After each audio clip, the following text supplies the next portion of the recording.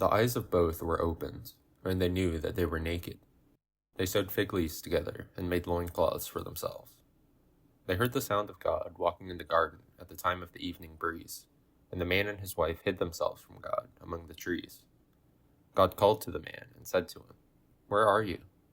The man answered, "I heard the sound of you in the garden, and I was afraid because I was naked, and I hid myself."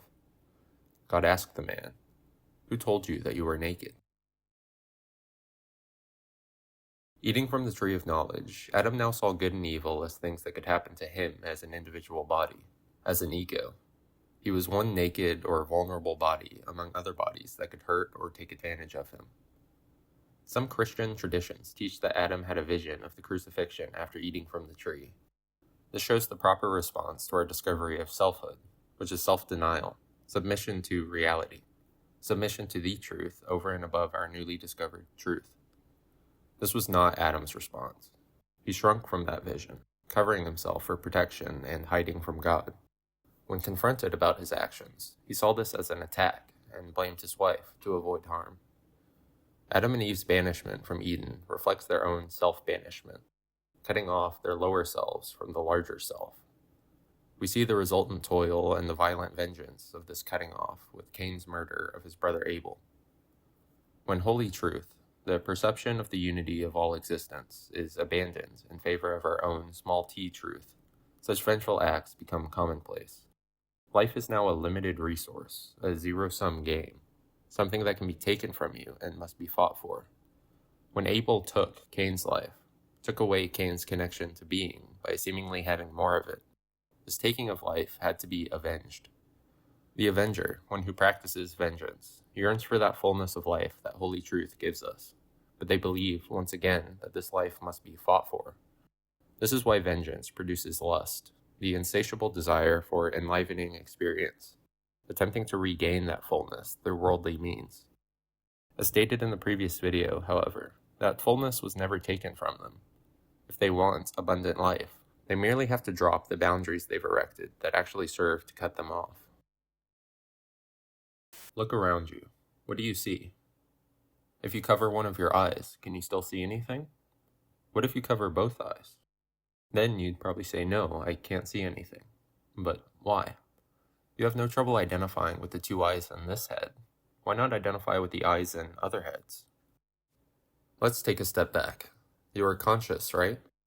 Imagine consciousness as an ocean that we're all floating in. Our bodies are like containers holding the water of consciousness they find themselves in. Different bodies filter this consciousness differently, giving it different expression depending on the container's intricate shape and location. When your eyes are open, a certain shape is given to consciousness as it's expressed in your container. When you close one or both of your eyes, consciousness is filtered differently.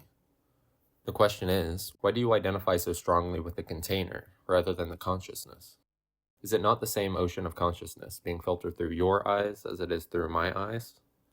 Of course, this body can't sense what that body is sensing because they aren't connected by veins and neurons. But why decide veins and neurons are more important than consciousness? More important than love, life, or any other immaterial element? This is in part why I read the famous "love your neighbor as yourself" literally.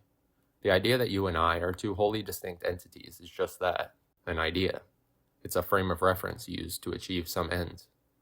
While that belief in utter separation may have been helpful to the young Avenger's survival, motivating him or her to defend their individual body from harm, it ultimately results in that heavy guilt the Avenger feels, along with their insatiable lust.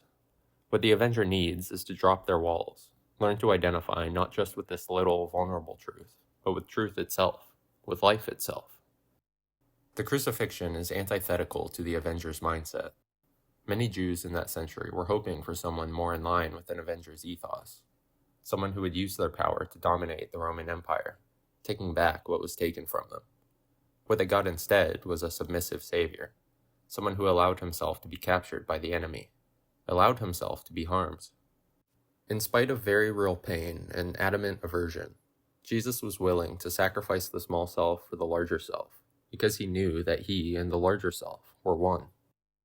Jesus had the innocence of those who practice holy truth, the sense that, while this body may be harmed, I will not be destroyed. By submitting yourself to that larger, all-inclusive self, you can truly feel protected. You can rid yourself of the guilt you carry, as you will no longer be limiting the life that lives in you. Allow your rigidly defined self to die. Be fully yourself, weaknesses and all, feelings and all, knowing that nothing can hurt you, that you can withstand the pain because you are more than this body.